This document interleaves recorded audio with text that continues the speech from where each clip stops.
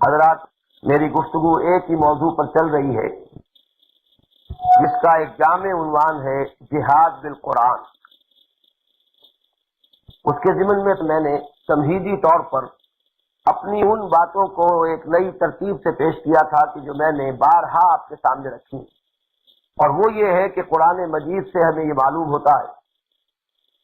کہ نبی اکرم صلی اللہ علیہ وسلم کا اعلی انقلاب قرآن حکیم، آپ کی جد و جہد کو اگر دو مرحلوں میں ہم تقسیم کریں تو ایک مرحلہ مکی دور ہے، دوسرا مرحلہ مدنی دور ہے۔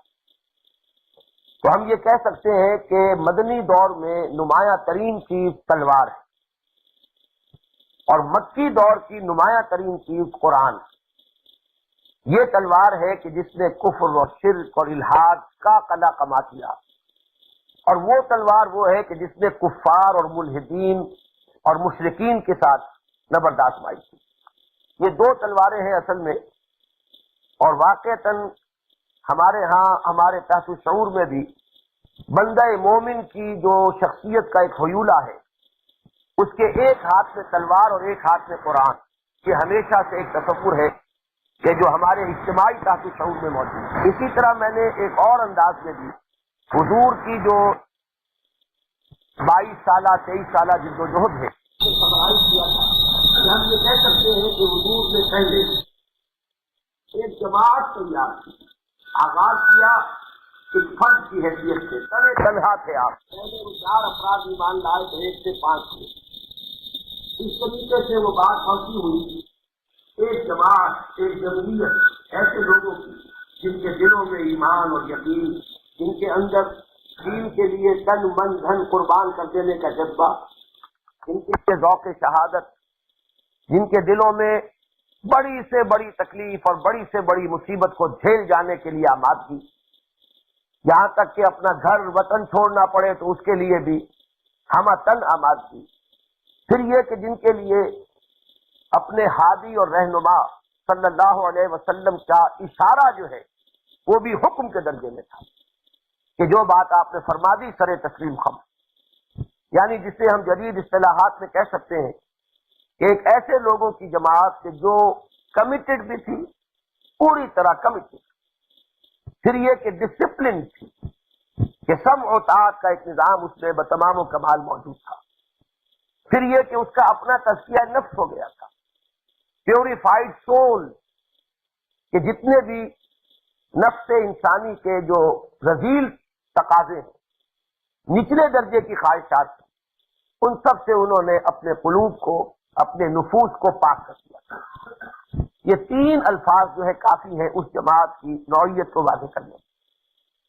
اس کے بعد اگلا مرحلہ یہ کہ اس جماعت نے پھر جد و جہد کی، قربانیاں دیں، کفر کی طاقت سے پنجہ آزمائی کی، اپنی جانیں دیں، یقتلون و یقتلون، انہوں نے کفار کو تہے تیغ بھی کیا اور خود اپنی جانوں کا نذرانہ بھی پیش کر دیا۔ تو اس جماعت نے پھر اجتماعی جد و جہد کے ذریعے انقلاب برپا کیا۔ لیکن یہ کہ وہ جماعت جو ہے وہ کیسے وجود میں آئی؟ وہ در حقیقت جہاد بالقرآن کے ذریعے وجود میں آئی۔ قرآن کے ذریعے دعوت، قرآن کے ذریعے تذکیر، قرآن کے ذریعے تبشیر اور انذار، قرآن کے ذریعے تزکیہ نفس۔ راتوں کو کھڑے رہو قرآن کے ساتھ، پوری رات کھڑے رہو یا آدھی یا تہائی یا 2/3 قرآن کے ساتھ۔ وَمِنَ اللَّيْلِ فَتَهَجَّدْ بِهِ، رات کا ایک حصہ جاگ کر گزارو اس قرآن کے ساتھ۔ شفاء لما فی الصدور، یہ قرآن ہے۔ قد جاءتکم موعظۃ من ربکم، باعث بھی یہ ہے، وشفاء لما فی الصدور بھی ہے۔ وَنُنَزِّلُ مِنَ الْقُرْآنِ مَا هُوَ شِفَاءٌ وَرَحْمَةٌ لِّلْمُؤْمِنِينَ، اور ہم جو یہ نازل کر رہے ہیں تو یہ اہل ایمان کے لیے شفا ہے اور رحمت ہے۔ تو معلوم ہوا کہ اس جماعت کی تیاری میں مرکز و محور، اس کا ذریعہ کہہ لیں، اس کا ہتھیار کہہ لیں، اس کا آلہ کہہ لیں، وہ ہے قرآن۔ اتر کر ہرا سے سوئے قوم آیا اور ایک نسخہ کیمیا ساتھ لایا۔ دوسرے جمعے میں پھر میں نے اپنے جو اس وقت کے حالات ہیں ان میں، جیسا کہ یہ سوال بھی جو میں نے آپ کو پڑھ کر سنایا اس میں بھی ان صاحب نے اشارہ کیا ہے کہ 5 محاذ میں نے گنوائے کہ اس وقت دینی اعتبار سے ہمارے لیے کن کن محاذوں پر جد و جہد اور کشمکش کی ضرورت ہے۔ اور پانچوں محاذوں پر میں نے یہ عرض کیا تھا کہ اصل ہتھیار، اصل تلوار قرآن، جہاد بالقرآن، چاہے وہ جاہلیت قدیمہ کا محاذ ہے جس میں مشرکانہ اوہام ہیں، بدعات ہیں، شفاعت باطلہ کا تصور ہے، اس کا توڑ ہوگا تو قرآن، اور محض ترجمہ قرآن میں نے عرض کیا تھا بہت کافی۔ جاہلیت قدیمہ الحاد، مادہ پرستی، ہر اس چیز کا انکار کہ جو انسان کے حواس کی گرفت میں نہ آ سکے، جو ویریفائبل نہ ہو، یہ جاہلیت جدیدہ ہے۔ اس کے لیے بھی تلوار قرآن ہے، لیکن یہاں ذرا محنت طلب معاملہ ہے کہ قرآن کے فلسفہ اور حکمت کی گہرائیوں میں ڈوب کر غوطہ زنی کر کے علم و حکمت کے موتی نکالنے ہوں گے، اور انہیں اس جدید دور کی اصطلاحات میں، جدید جو بھی لوگوں کو جو کمیونیکیشن کے ذرائع ہیں ان پر ان کا ابلاغ کرنا ہوگا۔ یہ اگر نہیں کریں گے تو جاہلیت جدیدہ کا حل نہیں ہوگا۔ تیسرا میں نے عرض کیا تھا بے یقینی کی یہ کیفیت، جس کے بارے میں میں نے عرض کیا کہ عوام کے لیے تو صحبت صاحب یقین یہ ہے اصل میں سب سے زیادہ آسان اور سہل ذریعہ، لیکن وہ صاحب یقین کہاں سے آتے ہیں؟ وہ اسی قرآن مجید کی غوطہ زنی میں جب وہ یہ محسوس کرتے ہیں، جیسے میں نے ابھی مثال دی تھی کہ آپ نے چینی کو چکھا اور معلوم ہوا میٹھی ہے، یہ آپ کا اپنا تجربہ ہے کہ یہ میٹھی، اپنے تجربے پر جو یقین ہوتا ہے اس کا نام ہے حق الیقین۔ چنانچہ قرآن مجید پر حق الیقین اس وقت حاصل ہوتا ہے جبکہ انسان جب اس کے غور و فکر میں جب وہ منہمک ہوتا ہے، اس کی گہرائیوں میں غوطہ زنی کرتا ہے، اور اسے یہ احساس ہوتا ہے کہ جو کچھ یہ کہہ رہا ہے یہی میرے دل کی آواز ہے، میری فطرت جو ہے اس سے مطابقت رکھتی ہے، میرا دل اسے مان رہا ہے، میری فطرت اسے قبول کر رہی ہے، یہ احساس جو ہے در حقیقت اس سے وہ یقین پیدا ہوتا ہے۔ اس کو علامہ اقبال نے اپنے لیکچرز میں، جسے انہوں نے انٹرنل ایکسپیرینس کہا ہے، کہ جیسے ایکسٹرنل ایکسپیرینس ہمارا ہے کہ ہم نے کسی توے کو چھوا اور گرم ہے، شدید گرم ہے، اس میں کسی شک و شبے کی گنجائش نہیں رہی، یہ ہمارا تجربہ ہے، یہ ایکسپیرینس ہے۔ اسی طریقے سے قرآن مجید کو پڑھنے والا شخص جب یہ محسوس کرتا ہے یہ تو میری اپنی فطرت کی ترجمانی ہے کہ دیکھنا تقریر کی لذت، کہ جو اس نے کہا میں نے یہ جانا کہ گویا یہی میرے دل میں تھا، تو اس سے وہ یقین جو ہے حق الیقین قرآن مجید پر پیدا ہوتا ہے۔ پھر تیسری بات، چوتھا محاذ میں نے عرض کیا تھا کہ ہمارے سامنے اس وقت جو ہے وہ فرقہ واریت کا ہے، کہ فرقہ واریت کے لیے ہمیں چاہیے کوئی مرکز، کوئی بنیاد، کوئی جڑ، کہ جو ذہنی ہم آہنگی پیدا کرے، اس کے اندر لوگوں کے اندر اس سے وابستگی جو ہے وہ آپس میں بھی ان کے قرب کا ذریعہ بنے۔ یہی تب مفہوم حبل اللہ کا ہے،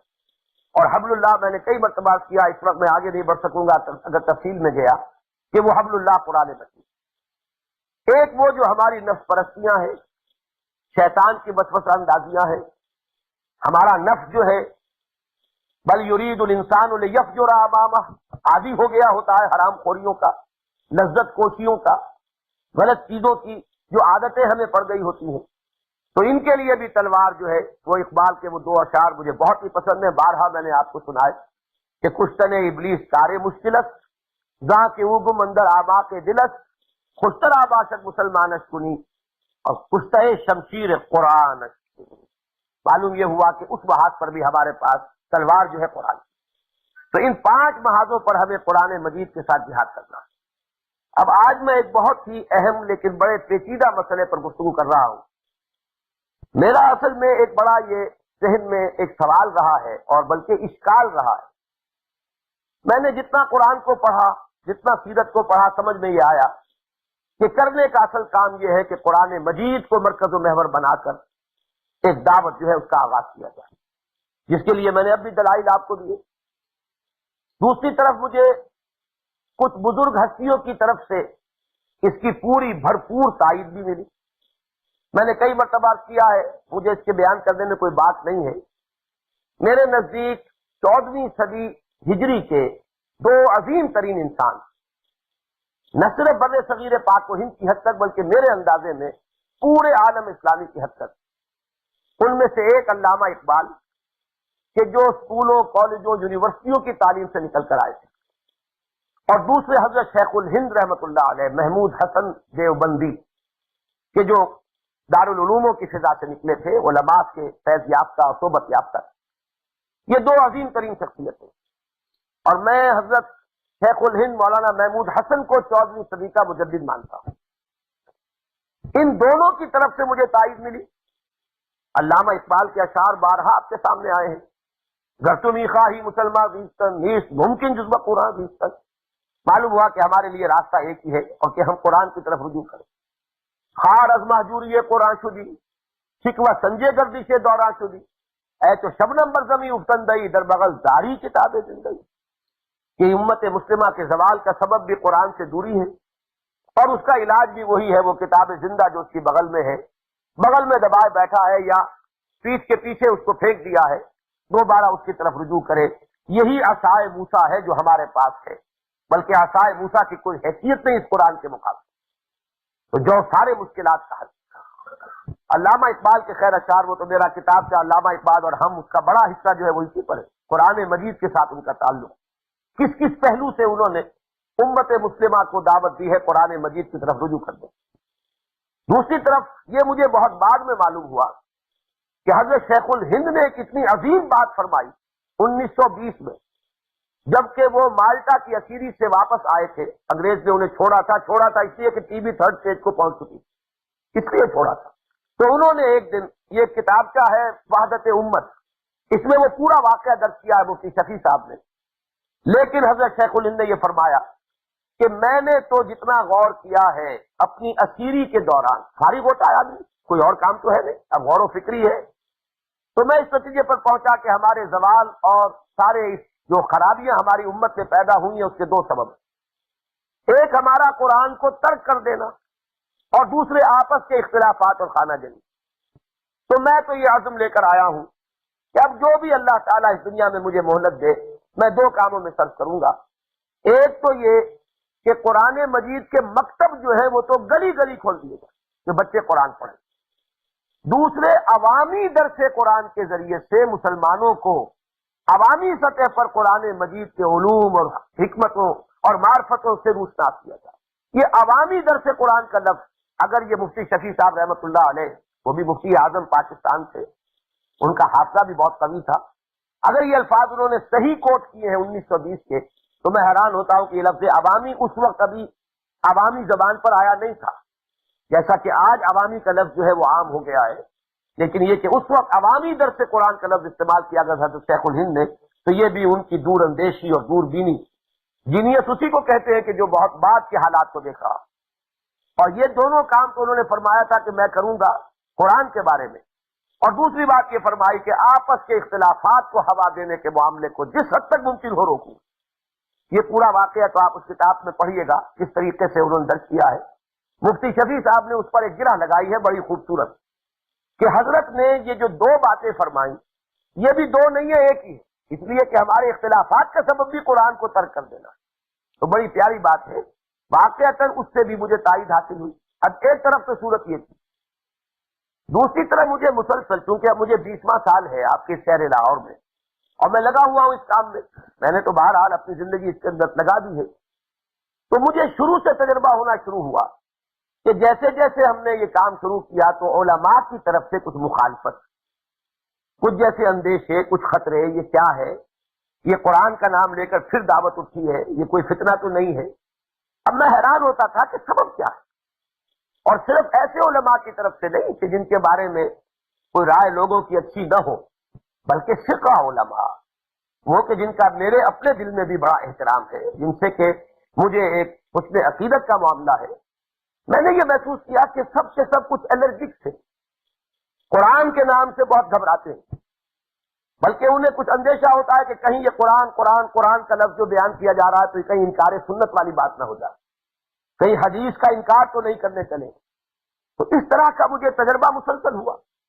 اور یہ میرے لیے ایک پریشانی کا موجب تو رہا، لیکن بحمداللہ کیونکہ اللہ تعالیٰ نے مزاج ایسا دیا ہے، اور آج سے نہیں بچپن سے دیا ہے۔ میں 24 برس کا تھا جبکہ مولانا مودودی سے اختلاف کیا تھا، میں نے ڈٹ کر ماچی گوٹ کی اسٹیج پر کھڑے ہو کر، وہ میرے والد کی عمر کے تھے، لیکن یہ کہ اللہ نے ایک مزاج دیا ہے کہ جو بات سمجھ میں آتی ہے یا تو دلیل سے اس کو کوئی غلط ثابت کر دے، تب تو میں فوراً ہتھیار ڈالنے کے لیے آمادہ ہوتا ہوں، لیکن یہ کہ اگر اس کو دلیل سے کوئی غلط ثابت نہ کرے تو مجھے کسی کی پرواہ نہیں ہوتی کہ کون مخالفت کر رہا ہے، کسے باشد۔ یہ اللہ تعالیٰ کا فضل ہے کہ اس نے مجھے یہ مزاج دیا ہے۔ یہ وہ بات بھی نہیں ہے کہ دلیل بھی آ رہی ہو اور میں پھر بھی اس کو نہ تسلیم کروں۔ دلیل سے کوئی بات سامنے لائے تو میں فوراً، میں نے پچھلے ہی جمعے اپنی اس رائے سے رجوع کیا ہے،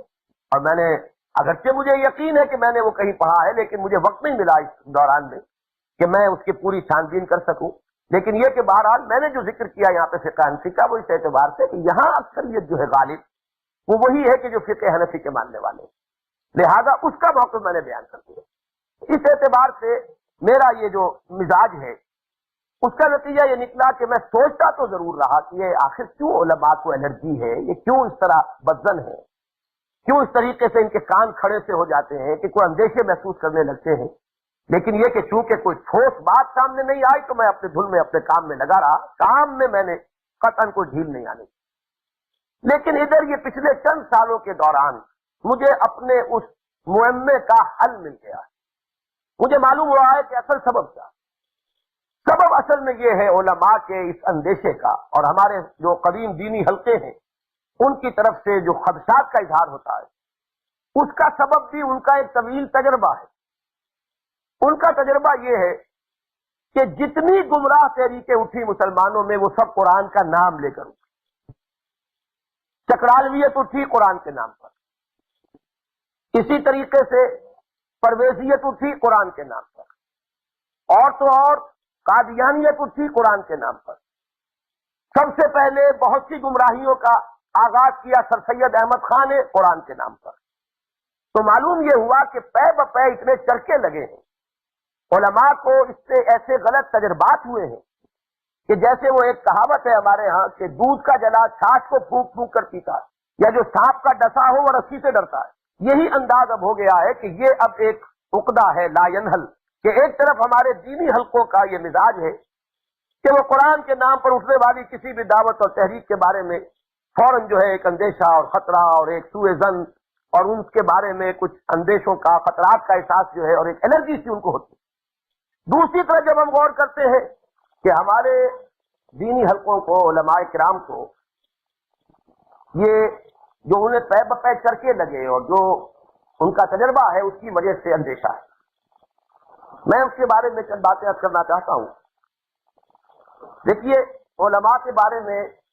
میں کسی غلو کے اندر اور کسی افراط و تفریط کے بارے میں نہ خود مبتلا ہوں، نہ یہ چاہتا ہوں کہ آپ مبتلا ہوں۔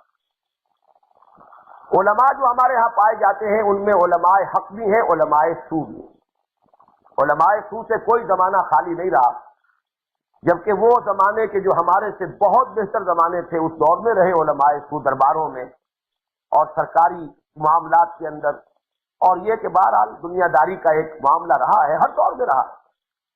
تو یہ زمانہ تو ظاہر بات ہے کہ فتنے کے اعتبار سے اپنی انتہا کو پہنچا ہوا ہے۔ حضور نے خبر بھی دی ہے کہ یوشک ان یاتی علی الناس زمان،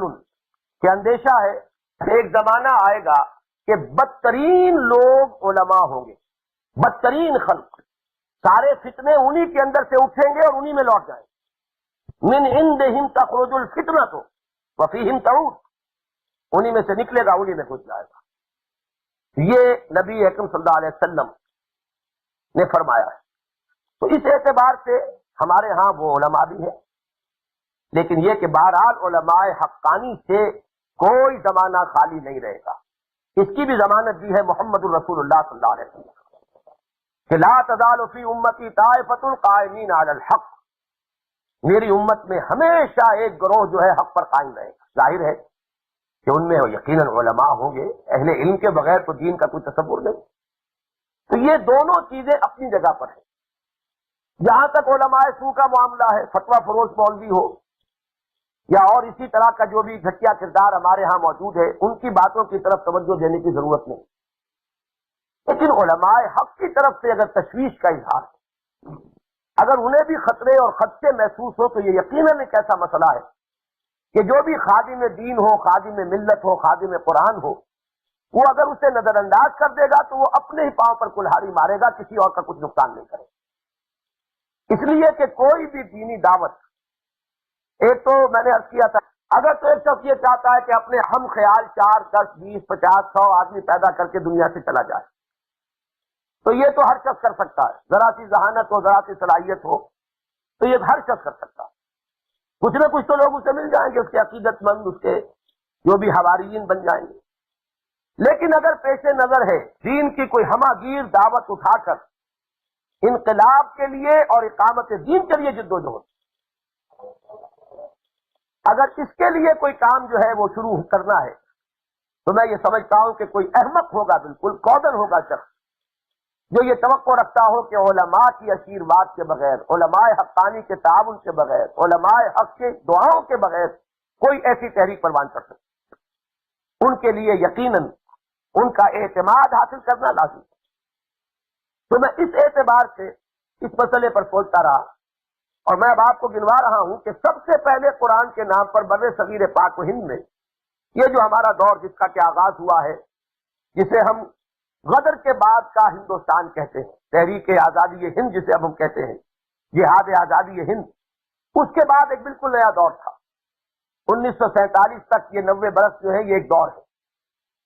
اس دور میں سب سے پہلی آواز قرآن کے حوالے سے جو اٹھی ہے زوردار، وہ سر سید احمد خان کی 15 پاروں کی انہوں نے تفسیر بھی لکھی، لیکن انہوں نے ایسے ایسے فتنے اٹھا دیے، جنات کا انکار، فرشتوں کا انکار، وحی کا بھی تقریباً انکار، ایک ایسی توجیہ، ظاہر بات ہے کہ انکار تو کوئی نہیں کرے گا۔ انہوں نے جنات کا انکار نہیں کیا، لیکن یہ کہا اجڑ قسم کے لوگ جو ہے وہی جن ہوتے ہیں، بس کوئی علیحدہ مخلوق نہیں۔ فرشتوں کا انکار نہیں کیا، ان کا کہ جو یہ فورسز آف دی نیچر ہے، بس یہ فرشتے ہیں، کوئی علیحدہ ان کا وجود نہیں ہے، کوئی تشخص نہیں ہے۔ معجزات کا انکار، یہ بھی صرف فزیکل فینومینا تھے، خامخواہ ان کو معجزات سمجھ لیا گیا ہے۔ یہ جو حضرت موسیٰ علیہ السلام نکل گئے اور فرعون اور اس کا لشکر غرق ہو گیا، تو یہ تو مد و جزر کا معاملہ تھا، سمندر مد پر آیا ہوا تھا، جبکہ وہ فرعون اپنے لشکر کو لے کر گھسا اور جزر کی کیفیت میں تھا جب موسیٰ نکل گئے۔ یہ تعویلات ہے، انکار کسی چیز کا نہیں ہوتا اس میں، بلکہ یہ کہ وہ گمراہ کن تعویلات ہوتی ہیں، اور اس کی تو فہرست بہت طویل ہو جائے گی۔ میں نے ایک طویل مضمون لکھا تھا، میری ایک کتاب ہے اسلام اور پاکستان، اس میں وہ مضمون شامل ہے کہ ڈاکٹر فضل الرحمان نے جو کتاب لکھی تھی اسلام، اور اس میں وحی کے بارے میں جو گمراہی تھی، تو میں نے اس کے اندر یہ لکھا تھا کہ اس گمراہی کا آغاز کرنے والے تو سر سید احمد خان ہے۔ یہ گمراہی تو ہمارے ہاں نہ معلوم کتنی جگہ پر انڈے بچے دے چکی، یہ صرف ایک شخص کا معاملہ نہیں۔ لیکن سر سید احمد خان کے بارے میں ایک بات بڑی اچھی ہے، اور وہ یہ کہ انہوں نے اگرچہ اپنی تفسیر میں ایسی باتیں کی، لیکن انہوں نے نہ کوئی دینی جماعت بنائی، نہ کوئی دینی فرقہ انہوں نے آغاز کیا۔ وہ اصل میں ایک سماجی مصلح تھے، سوشل ریفارمر، اور ایک نیشنل لیڈر، مسلمانوں کے قومی رہنما۔ کیونکہ دین کی طرف ان کا معاملہ بس ایک علمی نظریات کی حد تک رہا، اس سے آگے انہوں نے اس کی بنیاد پر کوئی تنظیم قائم نہیں کی، کوئی جماعت نہیں بنائی،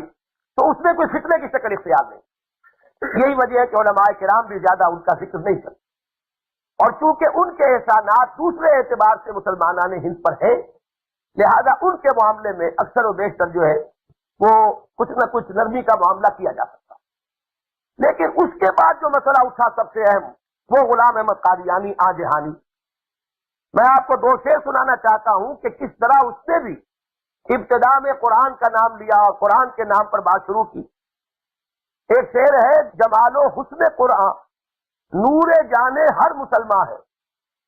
قمر ہے چاند اوروں کا، ہمارا چاند قرآن ہے۔ اور ایک شعر ہے، اے بے خبر بے خدمت قرآن کمر بے بند، گاں پیش کر کے بانگ برایت فلانا مان۔ اے بے خبر انسان، اے بے خبر مسلمان، قرآن کی خدمت پر کمر کس لو، تیار ہو جاؤ، اس سے پہلے کہ آوازہ لگایا جائے کہ فلاں شخص جو ہے دنیا سے رخصت ہو گیا، یعنی موت سے پہلے جو فرصت مل رہی ہے اسے قرآن کی خدمت کے لیے لگا۔ اب آپ اس سے اندازہ کیجئے کہ یہ وہ چیزیں ہیں کہ جس کا کہ ان کی ابتدائی جو اس شخص کی تحریریں ہیں ان کے اندر آپ کو سراغ ملتا ہے۔ لیکن ہوا کیا پھر؟ اس شخص نے وہ گمراہی پیدا کی، جب لوگوں کی ایک عقیدت اس کی طرف ہوئی، ایک رجوع ہو گیا، اس سے جو دماغ کے اندر خناس جو ہے پیدا ہونا شروع ہوا، اور شیطان نے جو ہے وہ سب باغ دکھانے شروع کیے، تو کہیں مجدد کا دعویٰ، اس سے آگے بڑھ کر مسیح موعود ہونے کا دعویٰ، اس سے آگے ہو کر نہ معلوم کیا کیا دعوے ہیں۔ وہ تو واقعہ یہ ہے کہ ہمارے میثاق میں بھی بہت طویل کئی قسطوں میں مضمون آ چکا ہے، اور بھی بہت سی جگہوں پر، کہ ان کی تو چیزیں پڑھ کر انسان حیران ہوتا ہے کہ کیا ایک انسان لکھ رہا ہے۔ اور پھر حیرت ہوتی ہے کہ ایسے ایسے پڑھے لکھے لوگ جو ہے، وہ کوئی شخص جو ہے وہ انٹرنیشنل کورٹ آف جسٹس کا وہ جج رہا ہے، اور کوئی شخص جو ہے وہ نوبل پرائز ونر ہے، لیکن یہ کہ وہ اس کے پھندے کے اندر گرفتار ہے، تو حیرت ہوتی ہے۔ اس کی وجہ بھی میں آپ کو بتا دوں گا، سبب کیا ہے آگے چل کر۔ اس کا بھی ایک ڈائلیما ہے یہ، جس کا کہ حل ہونا چاہیے۔ بہرحال یہ دوسرا بڑا چرکا مسلمانوں کو لگا کہ یہ بھی ایک دعوت قرآن کی حیثیت سے اس کا آغاز ہوا۔ پھر یہ کہ اس تیسرے دور میں غلام احمد پرویز نے جو گمراہی پھیلائی، اب وہ تو چکرالوی ہو یا غلام احمد پرویز ہو یا منکرین سنت کے جو مختلف شیڈز ہیں، اگر ان کا تو سارا کا سارا اوڑھنا بچھوڑنا قرآن کا نام ہے، قرآنی ربوبیت اور قرآن کا ہی سارا معاملہ جس کے وہ علمبردار ہے، تو یہ جو پے بپے چرکے لگے علماء کو، اس کی وجہ سے جیسا کہ میں نے عرض کیا، دودھ سے جلا ہو تو وہ چھاچھ کو پھونک کر پیتا ہے، اور سانپ کا ڈسا ہوا رسی سے ڈرتا ہے۔ یہ ہے اصل میں سبب کہ جس کی وجہ سے یہ نتیجہ برآمد ہوا ہے کہ ہمارے جو ثقہ دینی حلقے ہیں، علماء کے حلقے، ان میں جو علماء حق ہیں وہ بھی بہت ہی متردد ہو جاتے ہیں، فکر مند ہو جاتے ہیں کہ یہ پھر قرآن کا نام لے کر کچھ لوگ آگے آ رہے ہیں۔ اس لیے کہ میں نے آیات بھی آپ کو پڑھ کر سنائی آج، جن میں سے سورہ بقرہ کے 30 رکوع کی آیت جو ہے، اس کے یہ الفاظ بڑے اہم ہیں کہ یضل بہ کثیرا ویہدی بہ کثیرا۔ اس قرآن ہی کے ذریعے سے اللہ تعالیٰ بہتوں کو گمراہ کرتا ہے، اور قرآن ہی کے ذریعے سے بہتوں کو ہدایت دیتا ہے۔ اصل میں فیصلہ کن چیز ہوتی ہے انسان کے اپنی باطنی کیفیت۔ اگر اس میں عجب ہے، تکبر ہے، گھمنڈ ہے، استکبار ہے، کچھ بننے کی آرزو ہے، کچھ اپنی بڑائی کا اظہار ہے، تو آج نہیں تو کل وہ قرآن مجید سے ہی، چاہے وہ صبح و شام اس کا اعتنا ہو اور قرآن و مجید ہی سے تعلق ہو، وہ خود فتنے میں مبتلا ہوگا، اور جتنوں کو بھی وہ کر سکے گا کر لے۔ لیکن اگر طبیعت میں اس کے تواضع ہے، طبیعت میں اس کے خلوص اور اخلاص کا معاملہ ہے، وہ یہ سمجھتا ہے کہ اگر کوئی بات اللہ نے مجھے کرنے کی توفیق دی ہے تو صرف اس کی توفیق سے میں کر پایا ہوں، اس میں میرے کسی ذاتی کمال کو کوئی دخل نہیں ہے، اگر یہ انداز ہوگا تو انشاءاللہ تعالی یہ قرآن مجید اپنی ہدایت جو ہے اس کے اوپر روشن کرتا چلا جائے۔ اب اس میں ایک بات آپ سے کرنا چاہتا ہوں کہ اصل میتھڈالوجی کیا ہوتی ہے۔ میتھڈالوجی یہ ہے ان تمام گمراہ فرقوں کی اور تحریکوں کی، اور یہ بہت مشترک وصف ہے، اور میں اس لیے بیان کر رہا ہوں، پتہ نہیں پھر ملاقات ہوتی ہے یا نہیں ہوتی۔ میں یہ چاہتا ہوں کہ اس مسئلے پر آج پوری طرح اپنے خیالات آپ کے سامنے رکھ دوں۔ میتھڈالوجی یہ ہوتی ہے، طریقہ کار یہ ہوتا ہے کہ کسی ایک آدھ مسئلے کو پکڑ کر جو امت میں متفق علیہ رہا ہو، مجمع علیہ رہا ہو، تمام علماء، تمام مفسرین، تمام محدثین، تمام ائمہ فقہا، وہ سب اس کو مانتے چلے آ رہے ہیں، لیکن اس ایک مسئلے کو اٹھا کر اور کچھ لوگوں کو اس مغالطے میں مبتلا کر دیجئے کہ یہ بات غلط۔ اس ایک شکار سے، ایک تیر سے کتنے شکار ہو گئے؟ اگر آپ نے اس متفق علیہ چیز کے بارے میں لوگوں کو بدزن کر دیا تو اس کے معنی یہ ہے کہ اب آپ نے اپنے اس عقیدت مند کے دل میں یہ بات ڈال دی کہ سارے مفسرین کودن تھے، سارے محدثین جو ہیں بے علم تھے، سارے ائمہ جو ہیں ہمارے ان کو عقل نہیں تھی، کہ یہ بات جو ہے اتنی سی ان کی سمجھ میں نہیں آئی۔ اور یہ وہ چیز ہے کہ جب ایک مرتبہ ایک شخص، اس کو میں مثال دیا کرتا ہوں کہ یا تو بے لنگر کا جہاز وہ لہروں کی رحم و کرم پر ہے، لہر جدھر لے جائے، یا کٹی ہوئی پتنگ ڈور کٹ گئی ہے، اب وہ پتنگ جو ہے وہ ہوا کے رحم و کرم پر ہے، جدھر لے جائے۔ اسلاف سے بدزنی پیدا ہوئی نہیں، اور پھر یہ ہے کہ اب وہ بے لنگر کے جہاز ہے، وہ کٹی ہوئی پتنگ ہے، جدھر چاہو لے جائے۔ اس لیے کہ ان کے دل پر تو عظمت کا سکہ بیٹھ جاتا ہے کہ یہ بات کس کی سمجھ میں آئی؟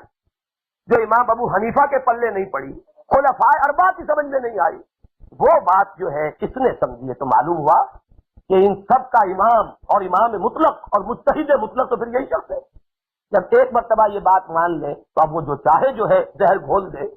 جو کون سی چاہے کڑوی گولی آپ کے حلق سے اتروا دے، یہ ہے مشترک طریقے کا۔ اور اس میں دوسری بات جو میں عرض کر رہا تھا کہ جو ذریعہ بن جاتی ہے، عموماً وہ لوگ جو خود دین کے طالب علم ہوتے نہیں، اب وہ اپنی جگہ پر سائنس میں چاہے کچھ بھی ہو، لیکن دین سے ان کا شغف کیا ہے؟ ایک شخص PhD ہے، ایک شخص کو ڈاکٹریٹ کیے ہوئے سائنس میں، ایک شخص نے کیمسٹری میں پی ایچ ڈی کیا ہوا ہے، ایک شخص جو ہے کچھ اور بڑی ڈگری لیے بیٹھا ہے، لیکن ہمارے ایک بزرگ ایک لفظ استعمال کیا کرتے ہیں، لکھے پڑھے جاہل یا لکھے پڑھے ان پڑھ۔ وہ دین کے اعتبار سے تو ان پڑھ ہے، انہیں تو قرآن نازلہ پڑھنا نہیں آتا صحیح۔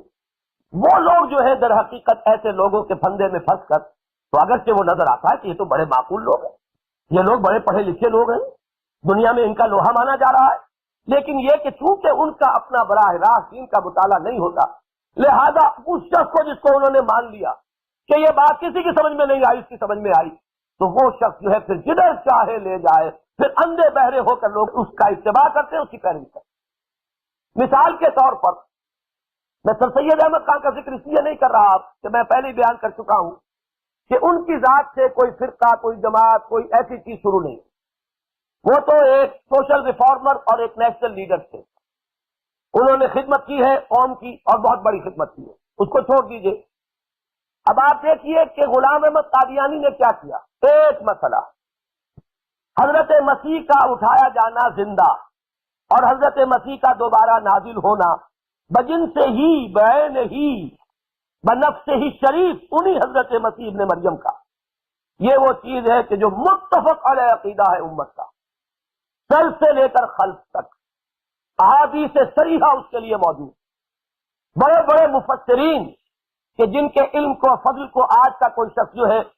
وہ 10 مرتبہ جی کر جو ہے مر کر دوبارہ پیدا ہو جائے تو نہیں پہنچ سکتا، وہ سب اس کو مانتے ہیں، محدثین مانتے ہیں، فقہاء مانتے ہیں، لیکن یہ ایک مسئلہ،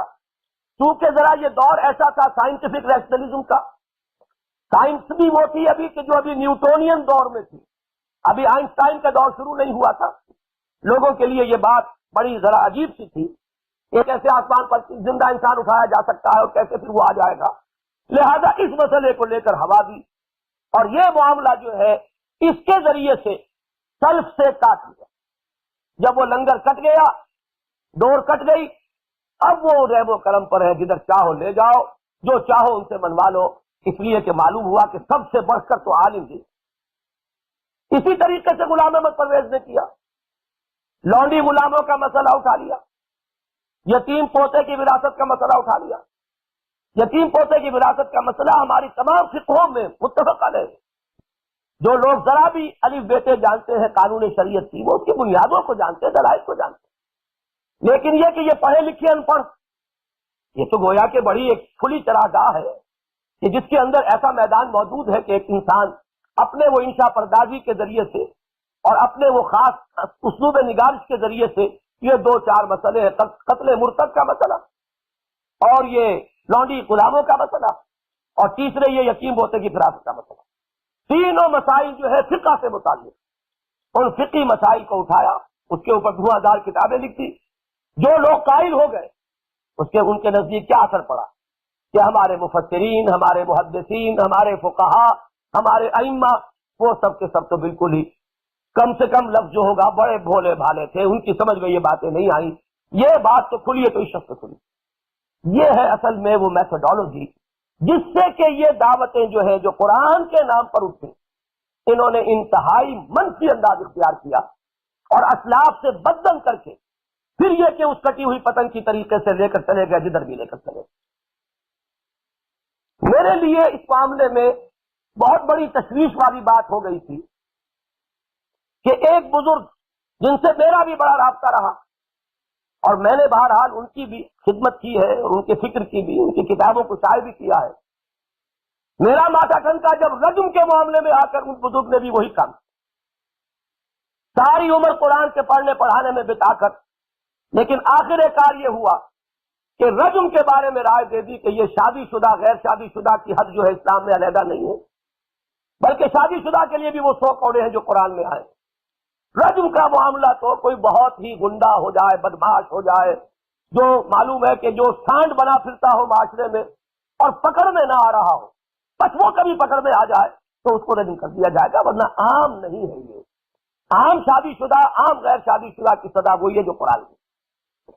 اور اس میں یہ کہ اللہ تعالیٰ ان کو معاف کرے، ابھی وہ زندہ ہے، اور انہیں توفیق دے کہ وہ رجوع کریں اس سے اور توبہ کریں، اللہ تعالیٰ انہیں اس کی ہمت دے۔ انہوں نے جب آدمی کے سر پر ایک فلسفہ سوار ہو جاتا ہے تو ایک جلیل القدر صحابی ہیں جن کی توبہ کے بارے میں حضور کی روایت موجود ہے کہ اس شخص نے وہ توبہ کی ہے کہ اگر پورے مدینے والوں پر تقسیم کر دی جائے تو سب کی نجات کے لیے کافی ہوتا ہے. ان کے لیے لفظ استعمال کر دیا بد خصلت گنڈا، اور یہ تفسیر میں استعمال کر. اور یہی اسی کی وجہ سے ہماری جو شریعت کورٹ تھی وہ متاثر ہوئی اور اس سے بھی وہ فیصلہ دے دیا تھا کہ رجم جو ہے حد نہیں ہے اسلامی شریعت کے اندر. وہ تو اللہ تعالیٰ جن لوگوں کی بھی محنت ہوئی اور جنہوں نے بھی کوشش کی کہ حکومت جو ہے وہ اپنی ہی سپریم کورٹ کے خلاف اپیل میں گئی، اپنی ہی شریعت کورٹ کے خلاف سپریم کورٹ نے اس سے اپیل کی، اور شاید یا تو یہ کہ سپریم کورٹ نے اس کو سیٹ اسائڈ کیا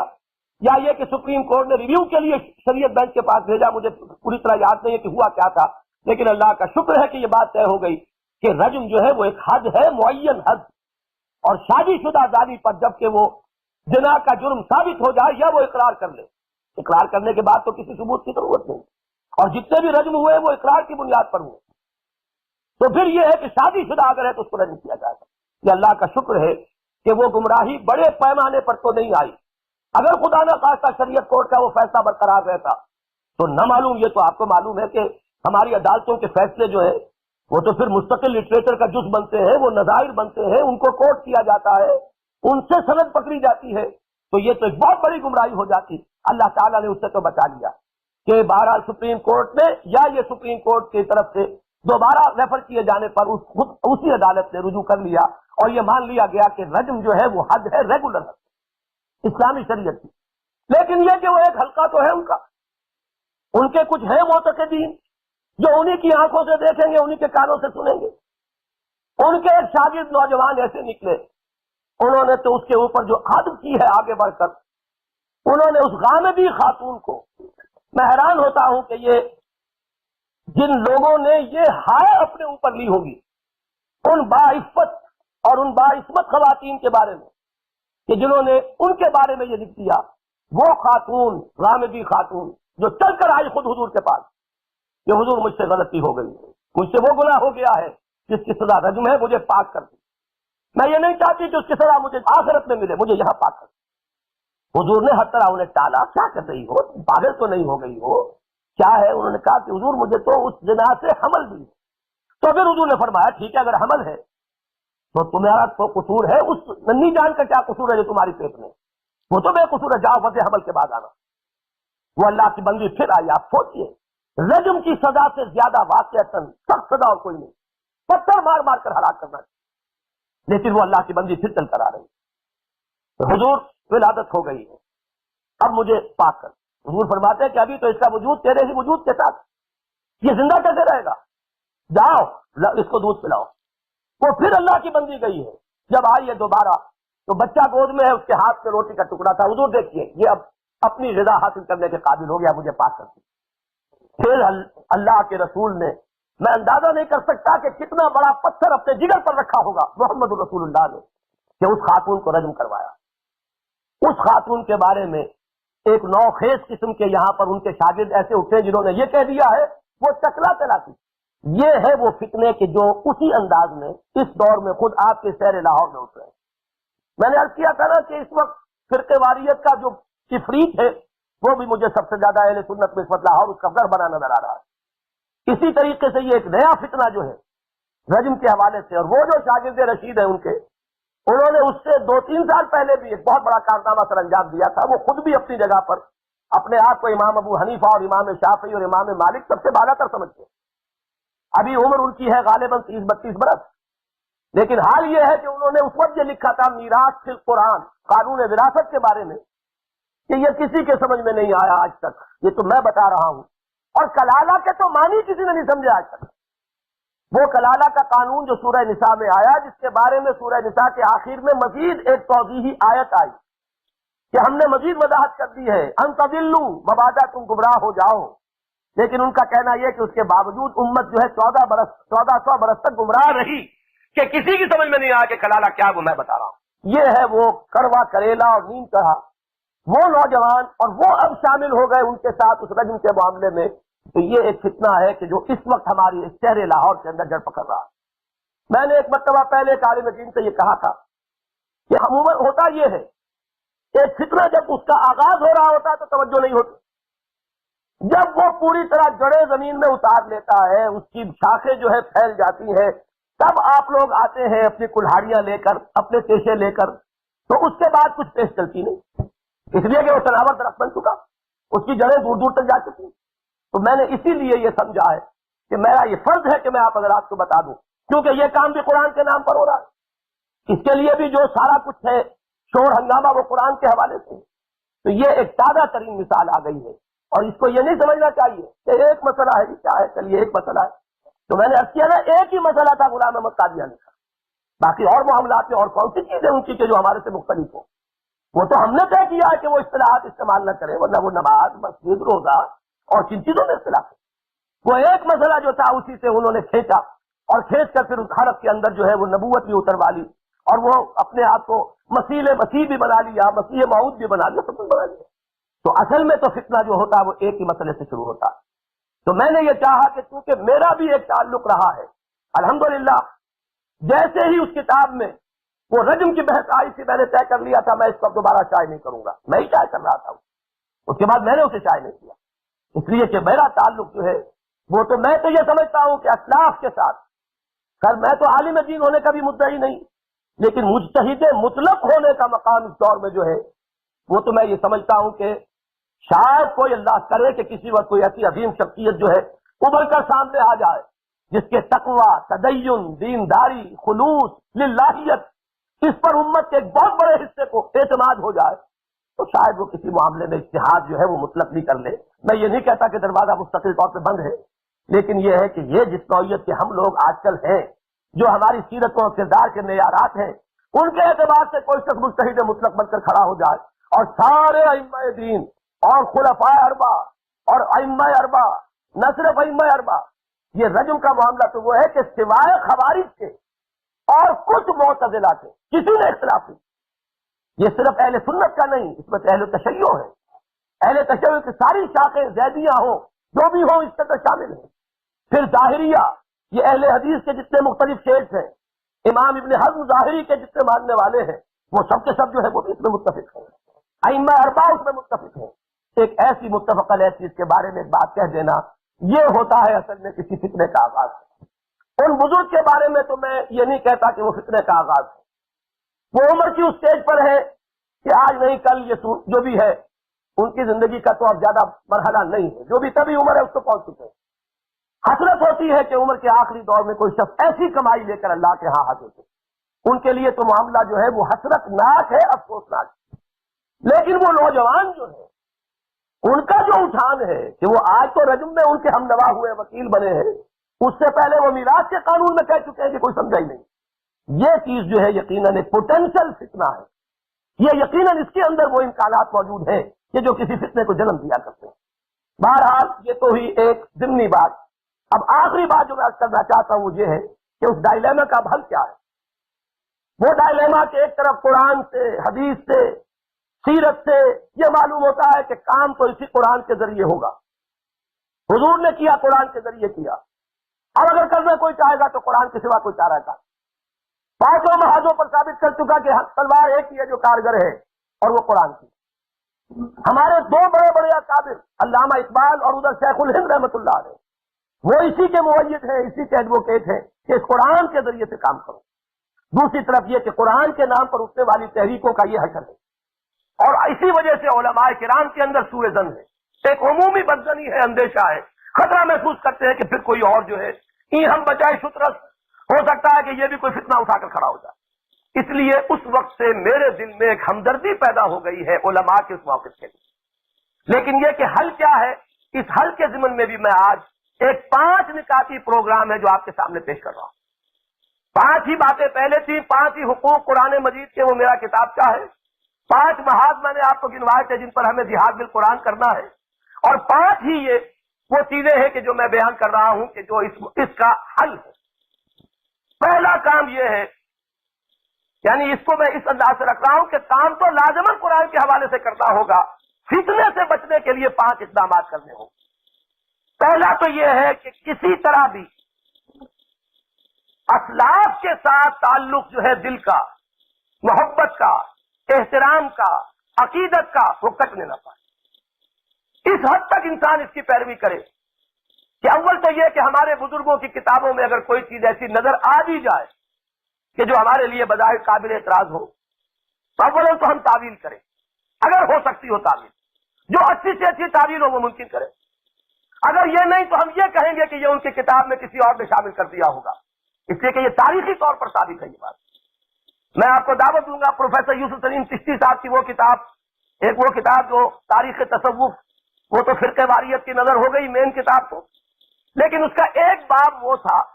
जो जाहिर बात है कि कोई भी सरकारी इदारा कभी भी शाये नहीं कर सकता था, उसके शाये करने की हिम्मत अल्लाह ने मुझे दी थी। वो एक बाब जो था उसका उन्वान है इस्लामी तसव्वुफ में गैर इस्लामी रुझानात की आमेजिश, नजरियात की आमेजिश। उसमें उन्होंने सैकड़ों मिसालें जमा कर दी कि किताबों में जो बातिल परस्त लोग थे, खासतौर पर बातनी लोग जो थे, गाली किस्म के शिया जो लोग थे, उन्होंने अहले सुन्नत की किताबों में ऐसी चीजें शामिल कर दी हैं कि जो तदसीस है, तहरीफ है, यहां तक कि उन्होंने वाकयात नकल किए हैं कि किसी बड़े आलिम दीन की जिंदगी ही में उसकी किताब में तहरीफ हो गई। वो कहीं गया किसी जगह, उसने देखा उसकी किताब का दर्स हो रहा है, इसमें वो बातें लिखी हैं जो उसके हाशिया ख्याल में कभी नहीं आई थी। उसने कहा ये क्या है कि ये किताब आपकी है, इसमें ये लिखा हुआ। तो ये तदसीस हुई है और हम यही कहेंगे कि ये तदसीस होगी। बाकी ये किसी वजह से उनकी तौहीन करना, उनसे अपनी दिली मोहब्बत को कम कर लेना, ये असल में बहुत बड़ा फितना है। मैं तो इसको बयान कर चुका हूं कि अपने असलाफ से मुनक़ते होकर इंसान जो है वो बेलंगर का जहाज या कटी डोर की पतंग बनकर रह जाता है, इसके सिवा कुछ। इसके लिए कुरान मजीद में एक बड़ी अजीब तमसील आई है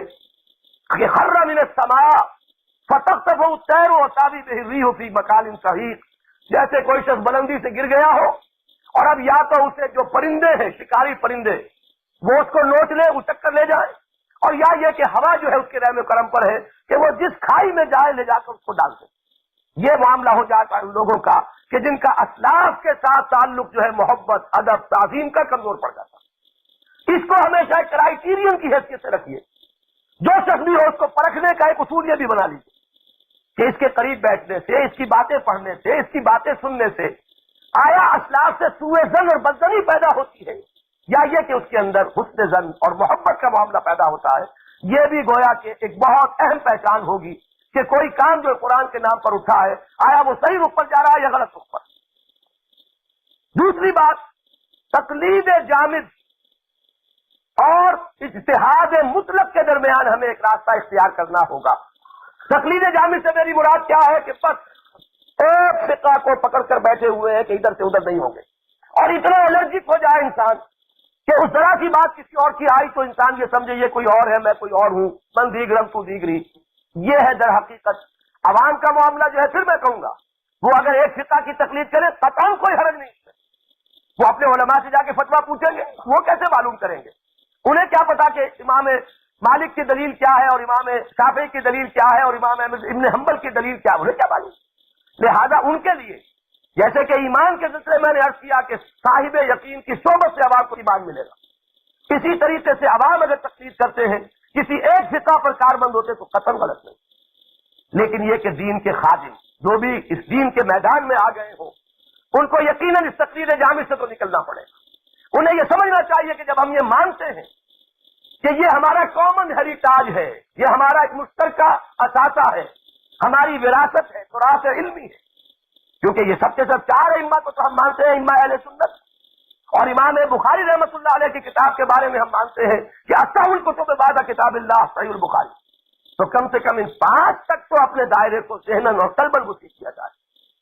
तो मौलाना अनवर शाह कश्मीरी रहमतुल्लाह अलैह का एक वाक़या ऐसा है, उन्होंने एक मरतबा ये कहा कि मैं ये सख्त हसरत के साथ कह रहा हूं कि मैंने अपनी उम्र के 30 साल ज़ाय कर दी। मुफ्ती शफी साहब कहते हैं मैं हैरान हुआ, आपने तो सब लिखने पढ़ने में दीन की तदरीस, तसनीफ, तालीम इसी में सर्च किया है, ज़ाय कर। तो उन्होंने कहा कि मैं अपनी बेहतरीन तवानाइयां और सलाहियतें इसमें लगाता रहा कि फिक़्ह हनफी के मसाइल को बकिया दूसरी फिक़ों के ऊपर साबित करूं कि वो उससे ज्यादा सही है और वही सही है और उन्हीं के हक में दलाइल लाऊं। हालांकि ये चीज अल्लाह के यहां पूछी नहीं जाएगी। हम ये समझते हैं ज्यादा से ज्यादा बात जो हम कह सकते हैं इस कदर वो सोने के, बल्कि मैं तो कहता हूं कि मोतियों और उससे भी कोई कीमती चीज हो उसमें तोले जाने वाली बात नहीं, कि सबसे ज्यादा बड़ी से बड़ी बात हम ये कह सकते हैं کہ امام ابو حنیفہ کا قول ثواب ہے محتمل الخطا، یہ درست تو ہے، اس میں غلط ہونے کا بھی امکان ہے،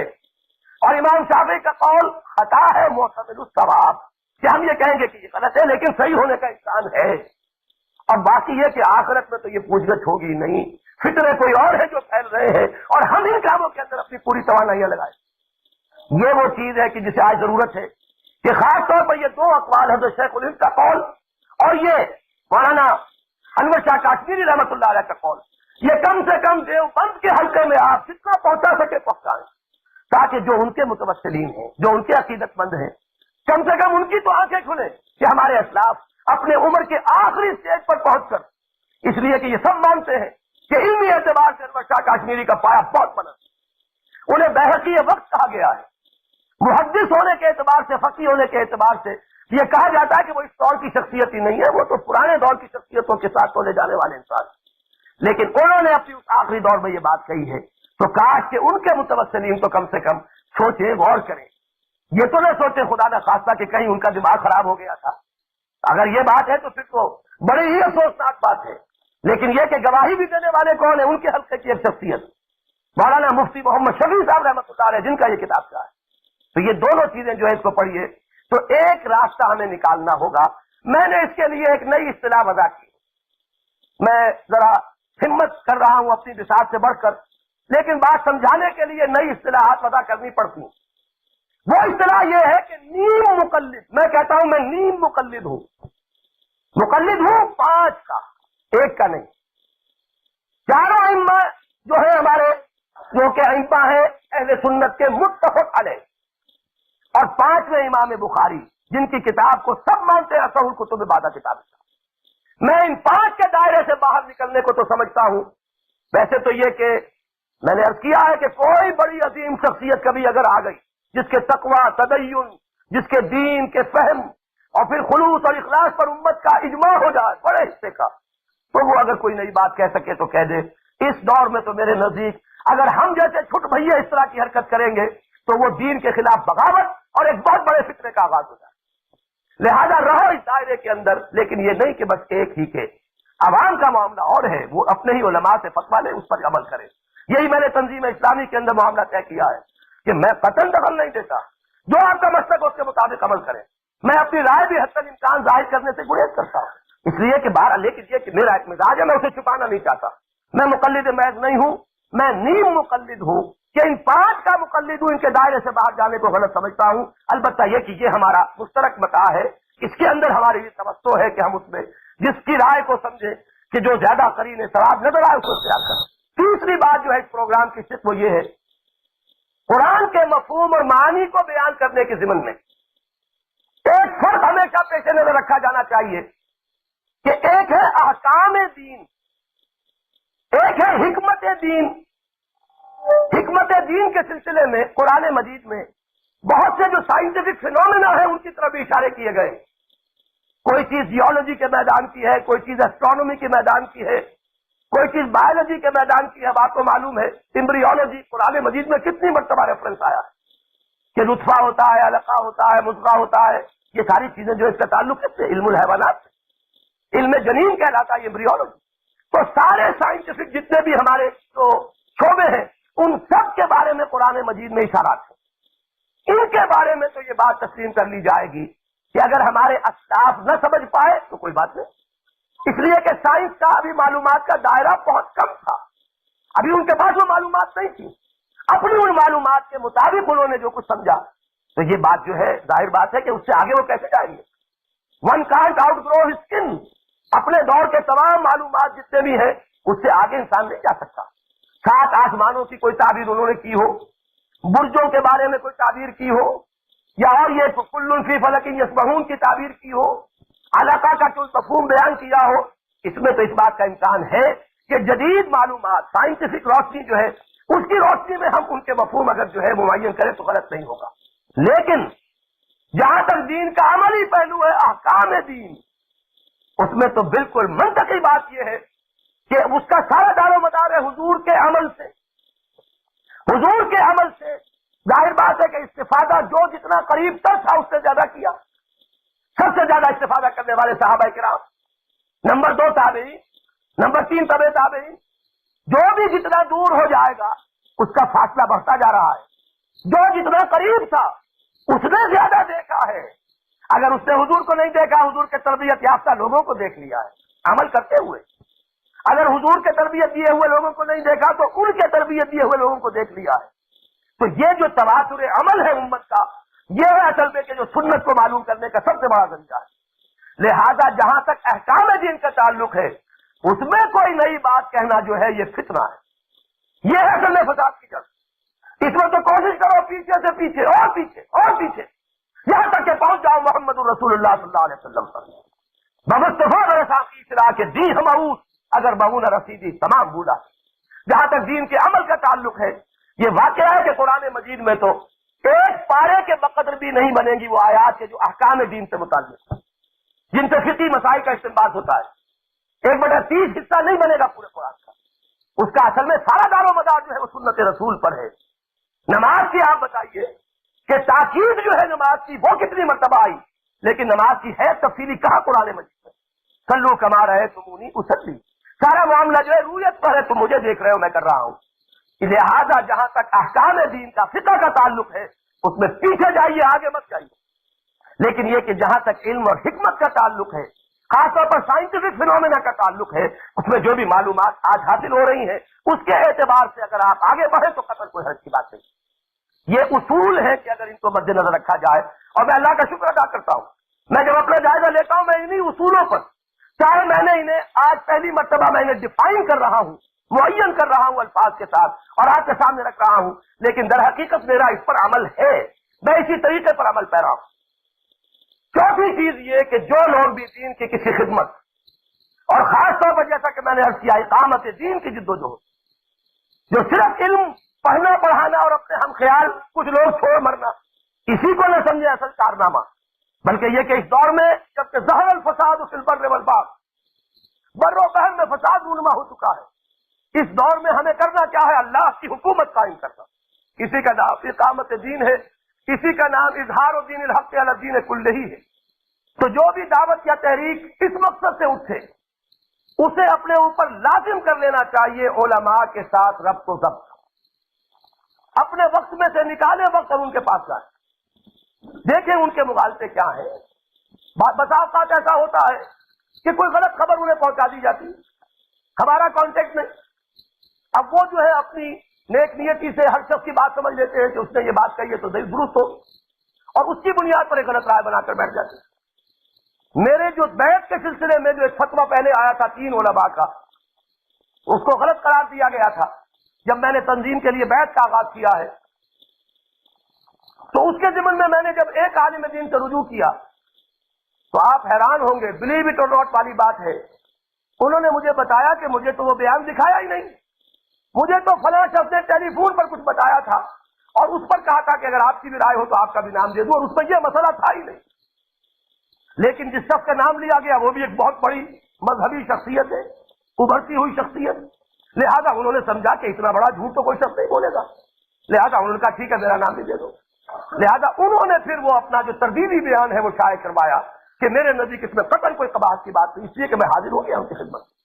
अगर मैं ना गया होता आप सोचिए, तो वो तो अंडे बच्चे देते, एक बात जो है वो तो बढ़ती है, उसके न मालूम कहां कहां असरात होते। लेकिन यह है कि रब को जब्त के जरिए से ये मुगालते, ये सुएजन जो है, इनको अगर बिल्कुल खत्म नहीं तो कम से कम ये कि बहुत हद तक कम किया जा सकता है। और 5वीं और आखिरी बात जिस पर मैं इस वक्त अपनी गुफ्तगू को खत्म करूंगा वो ये है कि सिर्फ किसी एक स्ट्रेटेजी के तौर पर नहीं, सिर्फ इसको एक वक्ती तदबीर के तौर पर नहीं, बल्कि कल्ब की गहराइयों से हर वो दावत के जो इकामत दीन को अपना हदफ बनाकर खड़ी हुई हो, उसके लिए लाजिम है कि उलमाए हक का कॉन्फिडेंस हासिल करे, पूरी कोशिश करे, भरपूर कोशिश करे। मैं ये दावे के साथ कह रहा हूं कि कोई शख्स अपनी जगह पर कितना ही फन्ने खा बना सकता हो, वो इस उम्मत के अंदर कोई मुअस्सिर जो है काम नहीं कर सकेगा जब तक कि उलमा में से, छोड़ दीजिए उनको जो उलमाए सू है, जिनको कि अपनी गद्दियों का कोई खतरा लाहिक हो जाता है,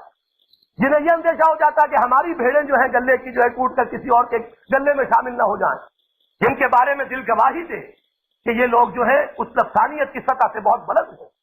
یہ حق کے ساتھ انہیں جو اندیشے لاحق ہو گئے ہیں وہ میں عرض کر چکا ہوں کہ وہ اندیشے جو ہے وہ ان کے تجربوں کی وجہ سے، صرف تجربات جو انہیں ہوئے اس کی وجہ سے ان کو ایک الرجی ہو گئی، اندیشہ ہو گیا ہے، تو ان کا کانفیڈنس حاصل کرنے کی حد تک امکان کوشش کریں۔ اب آپ کو میں صرف یاد دلانا چاہتا ہوں، میں نے سن 73 میں غالباً پہلی قرآن کانفرنس کی تھی، ابھی یہ آج تو سن 84 میں بات کر رہا ہوں، یہ 72 یا 73 کی بات ہے، پہلی قرآن کانفرنس۔ اس میں کون لوگ آئے تھے؟ اس میں مولانا محمد یوسف بنوری صاحب تشریف لائے۔ اس میں ایک ہی وقت میں نے اس وقت یاد ہوگا جو لوگ بھی اس وقت موجود تھے، میں نے کہا تھا کہ قران الصادین نام کی ایک شے ہمارے یہاں آیا کرتی ہے، دو چیزیں، دو نہایت مسعود چیزیں جمع ہو جائیں۔ میں نے کہا یہاں تو قران السعداء ہو گیا ہے، اس اعتبار سے کہ وہاں پر 3 عظیم شخصیتیں جو ہے ان کے جو جانشین ہیں وہ موجود تھے۔ وہاں ایک طرف مولانا عبد الرحمان صاحب تشریف فرما تھے جو مفتی محمد حسن صاحب رحمۃ اللہ علیہ کے صاحبزادے، دوسری طرف مولانا عبید اللہ انور صاحب تشریف فرما تھے ہماری اسٹیج پر کہ جو مولانا احمد علی رحمۃ اللہ علیہ کی جانشین، اور تیسری عظیم شخصیت مولانا محمد یوسف بنوری صاحب۔ تو میری تو ہمیشہ سے کوشش یہ رہی ہے، اور جو حضرات میرے قریب ہیں وہ جانتے ہیں، اس وقت بھی کیونکہ ان بزرگ سے اس وقت مجھے تعلق تھا، تو انہوں نے میرے اس فعل پر یہ کہہ کر تنقید کی تھی کہ ان مولویوں کو سر پر بٹھا کے کیا لینا ہے، ان مولویوں کی تو ہمیں تردید کرنی ہے۔ لیکن یہ کہ اللہ کا فضل ہے کہ میرا مزاج یہ کبھی نہیں رہا، میں علماء کی خدمت میں حاضر ہوتا ہوں اور مؤدبانہ حاضر ہوتا ہوں، اور میں تو یہ سمجھا کرتا ہوں میرے لیے بہت بڑی چیز جو ہے میرے تحفظ کی یہ ہو گئی ہے کہ میں عالم نہیں ہوں، مجھے عالم ہونے کا دعویٰ ہی نہیں، ورنہ یہ کہ اگر کہیں مجھے بھی کوئی غرہ علمی ہو گیا ہوتا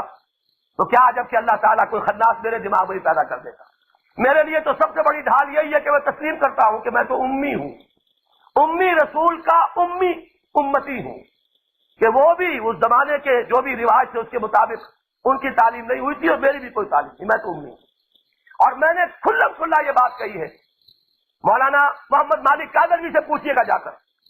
میں نے اپنی ساری کتابیں لے جا کر ان کے قدموں میں ڈال دی، میں نے کہا کہ اگر آپ اس میں کوئی چیز ایسی مجھے دکھا دیں کہ جو ائمہ اربعہ اور امام بخاری، اگر تو آپ صرف سمجھتے ہیں کہ حنفیت ہی اسلام ہے تو میرا راستہ اور ہے، آپ کا راستہ اور ہے، کہنے نہیں ہم تو یہ نہیں سمجھتے، جب ہم کہتے ہیں کہ اہل سنت ہی کے ہیں یہ تمام ائمہ تو یہ ہم کیسے کہہ سکتے ہیں؟ میں نے کہا جب آپ یہ نہیں کہہ سکتے تو یہ 5 ائمہ کا دائرہ میں کھینچ رہا ہوں، اس سے باہر جو چیز نظر آئے مجھے بتا دیجیے، ابھی نکال دوں گا۔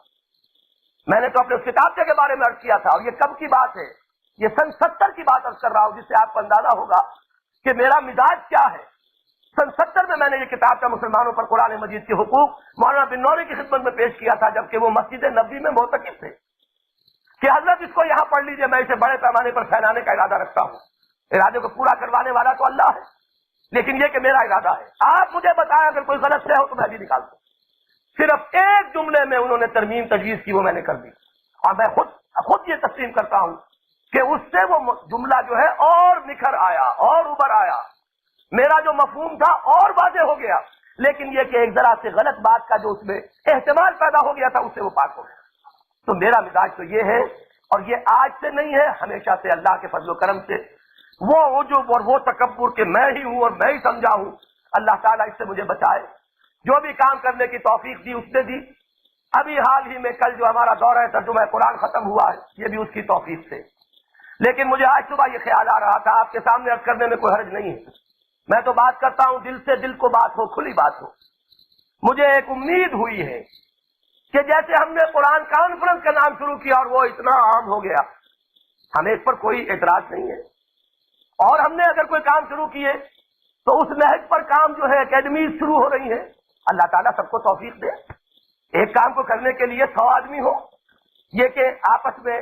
کھینچ تان نہ ہو، آپس میں تصادم نہ ہو، اور زیادہ سے زیادہ صحیح طریقے پر کام کرنے والے سینکڑوں ادارے بن جائیں، کوئی اس میں حرج نہیں۔ اسی طریقے سے یہ شاید پہلی مرتبہ ہوا ہے دورہ ترجمہ قرآن اس تراویح کی نماز کے ساتھ، کہ جب ایک شخص سے کھڑے ہو کر سننا تو ہے ہی ہے، لیکن اگر یہ کہ ذرا وہ وقت لگا کر اسی وقت اسے ترجمہ سنا دیا جائے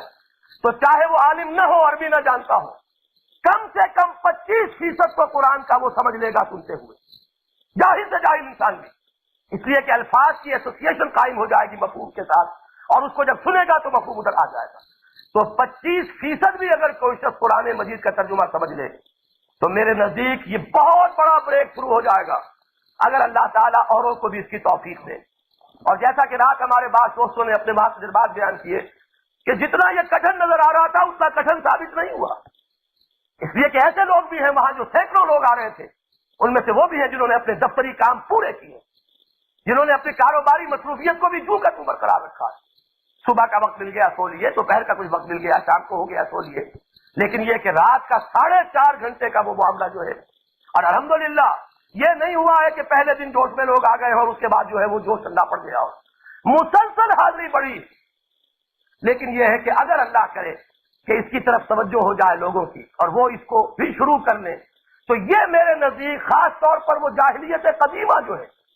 وہ مشرکانہ اوہام، ان کی جڑیں تو کٹتی چلی جائیں. یہ شفاعت باطلہ کے عقائد جو بیٹھے ہوئے ذہنوں میں وہ کٹتے چلے جائیں، اوہام کا تمار جو ہے وہ ختم ہوتا چلا جائے گا. محض ترجمہ بھی اگر 25% بھی قرآن کا ترجمہ کسی شخص نے اس وقت جو ہے وہ سمجھتے ہوئے تراویح کی نماز ادا کی ہو، تو میرا دعویٰ یہ ہے کہ ان چیزوں کا جو ہے وہ قلا قبا ہوتا چلا جائے. تو اللہ تعالیٰ آپ بھی دعا فرمائے، میں بھی دعا کرتا ہوں کہ جو بھی اللہ تعالیٰ نے اب تک خیر کی توفیق بخشی ہے وہ اسے شرف قبول بھی عطا فرمائے، اور لوگوں کو بھی ہمت دے کہ وہ اس میدان میں اگر میرے ساتھ آ کر جڑ کر، میرے ساتھ مل کر، میرے دست و بازو بن کر یہ کام کرنا چاہے سراہوں پر نہیں تو اپنی اپنی جگہ پر کوئی کام کرے. میں اجارہ دار نہیں ہوں، میرا کوئی ٹھیکہ نہیں ہے، نہ کسی اور کا کوئی ٹھیکہ ہے، نہ میرا ٹھیکہ ہے. جس کو بھی اللہ توفیق دے، جو بھی اس میدان میں آئے، اپنا تن من دھن لگائے، اپنی زندگی، اپنی توانائیاں، اپنی قوتیں صرف کرے، اللہ تعالیٰ اس کی مساعی کو بھی طرف قبول عطا فرمائے.